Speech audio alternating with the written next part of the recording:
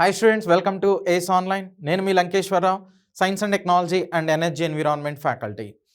రీసెంట్గా ఈ SDG report, global SDG report 2026కి సంబంధించిన రిపోర్ట్ అనేటువంటిది రావడం జరిగింది. సో దాని మీద మనం ఆల్రెడీ ఒక షార్ట్ వీడియో అనేటువంటిది కూడా చేయడం జరిగింది. అయితే ఎక్కువ మంది స్టూడెంట్స్ వాటికి సంబంధించిన ఫుల్ లెంత్ వీడియో అడుగున్నారు.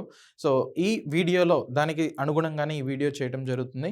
సో దీనిలో ఎలాంటి కాన్సెప్ట్స్ని మీరు చూడొచ్చు అని అంటే, గ్లోబల్గా ఏ కంట్రీస్ అనేది టాప్లో ఉన్నాయి, మన ఇండియా పొజిషన్ అనేటువంటిది ఏంటి, లాస్ట్ 6 years నుంచి తీసుకున్నట్లయితే మన ఇండియా ఈ గ్లోబల్ ఎస్డిజి రిపోర్ట్స్లో ఏ పొజిషన్లో ఉంది, అసలు ఈ ఎస్డిజి గోల్స్ అనేటువంటి వాటిని ఎప్పుడు ప్రపోజ్ చేశారో, నెక్స్ట్ వీటిలో ఉన్నటువంటి పాజిటివ్ అండ్ నెగిటివ్ అచీవ్మెంట్స్ అనేటువంటిది నెగిటివ్ కాన్సిక్వెన్సెస్ అనేటువంటిది ఏమన్నా, వీటికి సంబంధించిన కంప్లీట్ డీటెయిల్స్ అనేది ఆ రిపోర్ట్కి సంబంధించి ఈ వీడియోలో చూద్దాం. So SDG sustainable development goals అనేటువంటిదిగా చెప్తారు. టోటల్గా ఈ గోల్స్ అనేది 17 ఉన్నాయి అన్నమాట. 17 గోల్స్ అనేటువంటిది ఉన్నాయి. అయితే మనకున్నటువంటి ఈ వన్ అండ్ ఓన్లీ ప్లానెట్, ఈ ఎర్త్ని ప్రొటెక్ట్ చేసుకోవడానికి థర్డ్ ఎర్త్ సమ్మిట్ అనేటువంటి దాన్ని ఏ ఇయర్లో కండక్ట్ చేశారో, థర్డ్ ఎర్త్ సమ్మిట్ అనేటువంటి దాన్ని ఎస్పెషల్లీ 2012లో కండక్ట్ చేయటం అనేటువంటిది జరిగింది. అదే ఫస్ట్ ఎర్త్ సమ్మిట్ అనేటువంటిది తీసుకున్నట్లయితే దీన్ని 1992లో కండక్ట్ చేశారు.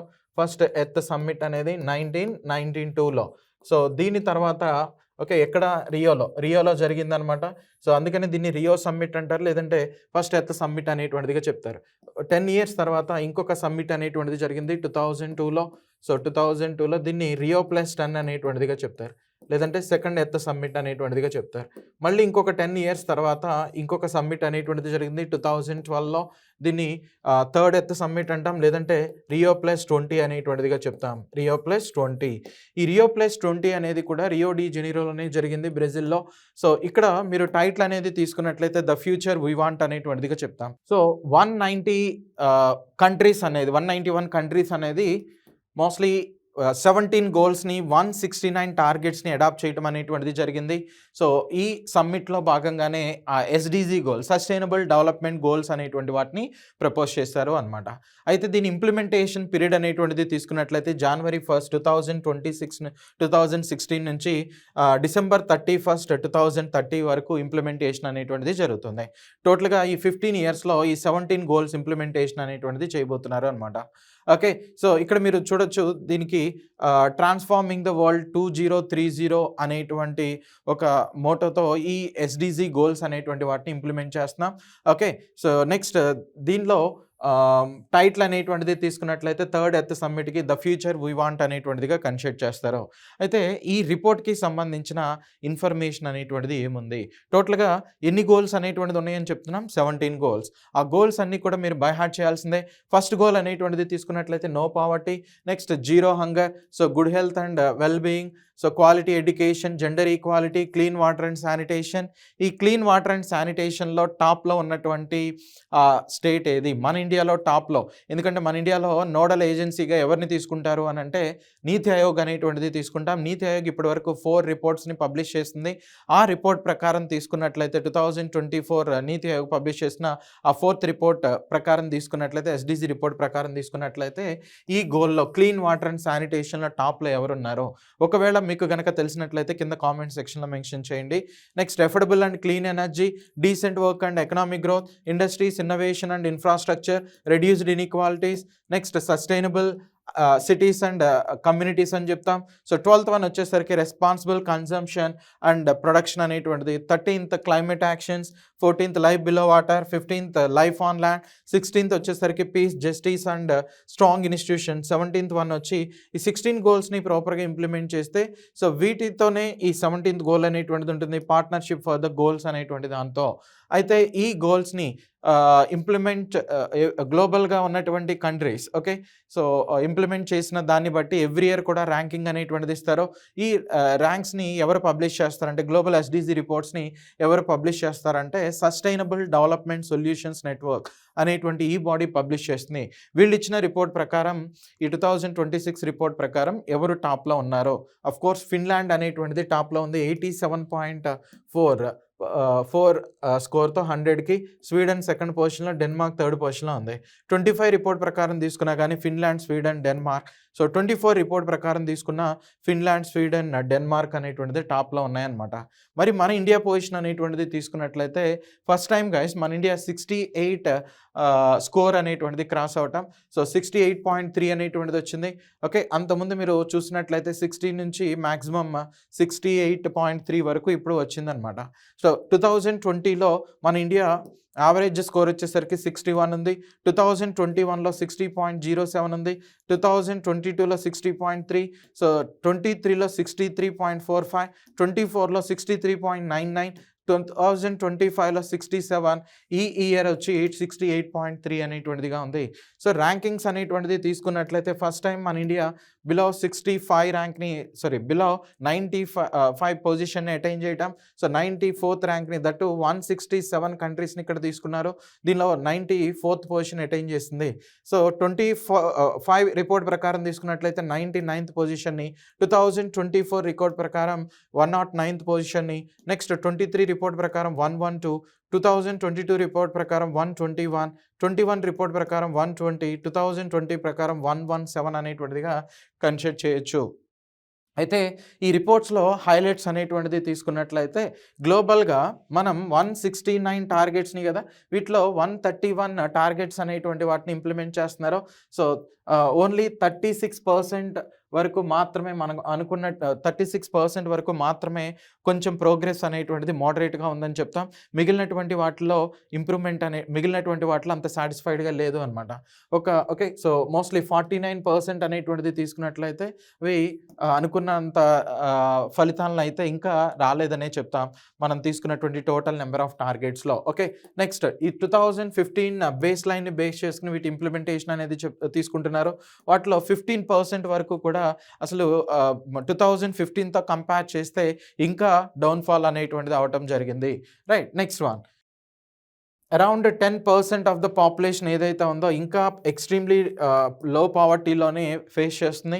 Around 82 million people extremely low పావర్టీని ఫేస్ చేస్తున్నారు. 2.3 పీపుల్ ఏదైతే ఉన్నారో వాళ్ళు ఫుడ్ క్రైసిస్‌ని ఫేస్ చేయాల్సొస్తుంది. ఓకే. సో ఎక్స్‌ట్రీమ్‌లీ ఫుడ్ సెక్యూరిటీని ఫేస్ చేయాల్సొస్తుంది. ఇన్‌సెక్యూర్ ఫీలింగ్‌ని ఫేస్ చేయాల్సొస్తుంది. నెక్స్ట్ వన్, ఈ డ్రింకింగ్ వాటర్ అనేటువంటిది తీసుకున్నట్లయితే ఇంకా ఇప్పటికి 2.1 బిలియన్ పీపుల్‌కి డ్రింకింగ్ వాటర్ అనేటువంటిది అందట్లేదనే చెప్పాలి. ఓకే.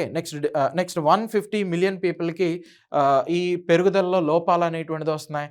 నెక్స్ట్ ఇంకొకటి వాళ్ళకి సంబంధించినటువంటి ఆరోగ్యకరమైన ఆహారం ఇలాంటిది ఏవైతే ఉన్నాయో వాటిని అందించటంలో ఇంకా గవర్నమెంట్ వెనకబడే ఉన్నాయని చెప్పొచ్చు.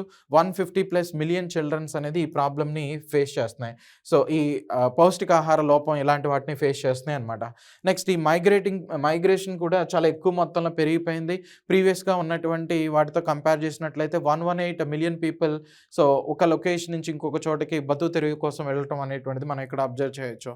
Next major challenges. ఈ రిపోర్ట్‌లో ఉన్నటువంటి ఆ మేజర్ ఛాలెంజెస్ చూద్దాం.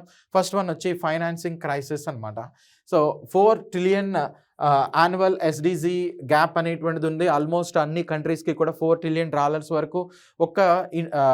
అమెరికానే తీసుకున్నట్లయితే 75% వరకు కూడా వీళ్ళు ఈ ఫైనాన్షియల్ గ్యాప్ అనేటువంటి దాన్ని ఫేస్ చేస్తున్నారు అనమాట. Next climate emergency. సో 2024ని హాటెస్ట్ ఇయర్‌గా డిక్లేర్ చేయడం అనేటువంటిది జరిగింది. మన ఐఎండీ చేసింది, WMO కూడా హాటెస్ట్ ఇయర్‌గా డిక్లేర్ చేయడం జరిగింది అనమాట. ఓకే. ఎందుకనంటే ఇక్కడ గ్లోబల్ టెంపరేచర్ ఆల్రెడీ 1.5 డిగ్రీ సెంటిగ్రేడ్‌ని క్రాస్ అయిపోయింది. సో 1.55 డిగ్రీస్‌కి అంటే ఈ రిపోర్ట్ వచ్చే టైంకి డిసెంబర్ వరకు తీసుకున్నారు. సో ఈ రిపోర్ట్ వచ్చే టైంకి డిసెంబర్ వరకు కూడా తీసుకున్నట్లయితే ఆల్మోస్ట్ 1.55 డిగ్రీ సెంటిగ్రేడ్‌కి రైజ్ అయింది. నెక్స్ట్ CO2 ఎమిషన్స్ కూడా ఎవ్రీ ఇయర్ రైజ్ అయిపోతూనే ఉంటున్నాయి. ఓకే. సో హైయెస్ట్ లెవెల్‌కి చేరుకోవడం అనేటువంటిది జరిగింది. సో దట్టు ఇక్కడ మీరు అబ్జర్వ్ చేయొచ్చు. అరౌండ్ 2.3% వరకు కూడా ప్రీవియస్ రిపోర్ట్‌తో కంపేర్ చేస్తే 2023తో కంపేర్ చేసినట్లయితే ఎక్కువ మొత్తంలో CO2 ఎమిషన్స్ అనేటువంటిది వచ్చినాయన్నమాట.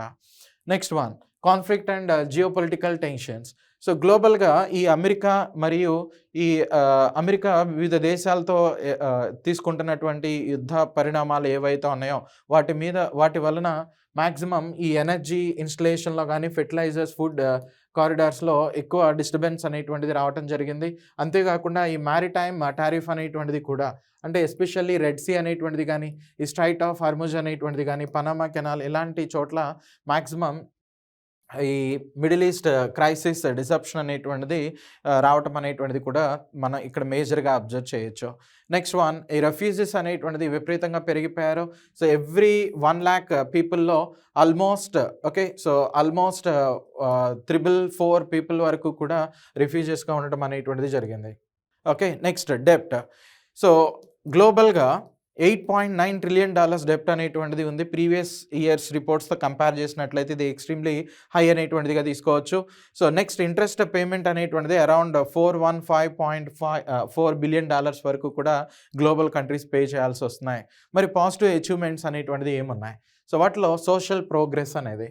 సో మోస్ట్‌లీ గైస్ ఇక్కడ ఫస్ట్ టైమ్ అది కూడా హాఫ్ ఆఫ్ ద గ్లోబల్ పాపులేషన్‌కి సోషల్ ప్రొటెక్షన్ అనేటువంటిది వచ్చింది.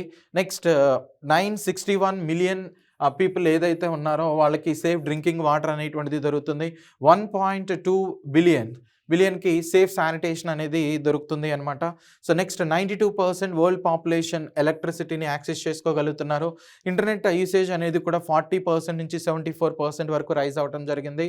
నెక్స్ట్ హెచ్ఐవి ఇలాంటి కేసెస్ ఏవైతే ఉన్నాయో మాక్సిమం 30% వరకు కూడా రెడ్యూస్ చేశారు 2015 లెవెల్‌తో కంపేర్ చేసినట్లయితే. నెక్స్ట్ ఎయిడ్స్ ఇలాంటి రిలేటెడ్ డెత్స్‌ని కూడా 35% వరకు కూడా రెడ్యూస్ చేయగలిగారు. సో 59 కంట్రీస్ ఆల్మోస్ట్ ఈ ట్రోపికల్ డిసీజెస్ ఏవైతే ఉంటాయో వాటిని ఎలిమినేట్ చేయగలిగినాయి. నెక్స్ట్ 134 కంట్రీస్‌లో చైల్డ్ మోర్టాలిటీ రేట్ అనేటువంటిది మాక్సిమం రెడ్యూస్ అయింది. నెక్స్ట్ అంతేకాకుండా ఈ న్యాచురల్ డిజాస్టర్స్ వలన ప్రీవియస్ ఇయర్స్‌తో కంపేర్ చేస్తే చనిపోయేటువంటి డెత్ రేట్ అనేటువంటిది ఏదైతే ఉంటుందో 65% వరకు కూడా రెడ్యూస్ చేయగలిగారు. సో ఇవన్నీ కూడా దీనిలో ఉన్నటువంటి మేజర్ హైలైట్స్ అనేటువంటిదిగా కన్సిడర్ చేయొచ్చు. మీరు ప్రిపేర్ అవుతున్నటువంటి ఎగ్జామినేషన్ పాయింట్ ఆఫ్ వ్యూలో ఈ గ్లోబల్ రిపోర్ట్స్‌ని ఎవరు పబ్లిష్ చేస్తారని, ఇండియాలో ఈ రిపోర్ట్స్‌ని ఎవరు పబ్లిష్ చేస్తారని, వాటిలో టాప్‌లో ఉన్నటువంటి కంట్రీ ఏముంది? మన ఇండియాలో టాప్‌లో ఉత్తరాఖండ్, నెక్స్ట్ వన్ వచ్చేసరికి కేరళ అనేటువంటిది టాప్‌లో ఉన్నాయి. అది కూడా ఎస్‌డిజి రిపోర్ట్ 4th రిపోర్ట్ ప్రకారం నీతి ఆయోగ్ పబ్లిష్ చేసిన దాన్ని బేస్ చేసుకున్నట్లయితే ఇప్పటి వరకు అవే మేజర్ రిపోర్ట్స్ అనమాట. సో 5th రిపోర్ట్ అయితే ఇంకా ఈ వీడియో చేసే టైంకి ఇంకా పబ్లిష్ అయితే కాలేదు. ఇలాంటి మరిన్ని ఇంట్రెస్టింగ్ వీడియోస్ కోసం మన ఛానల్‌ని లైక్ అండ్ సబ్స్క్రైబ్ చేయండి. Thank you.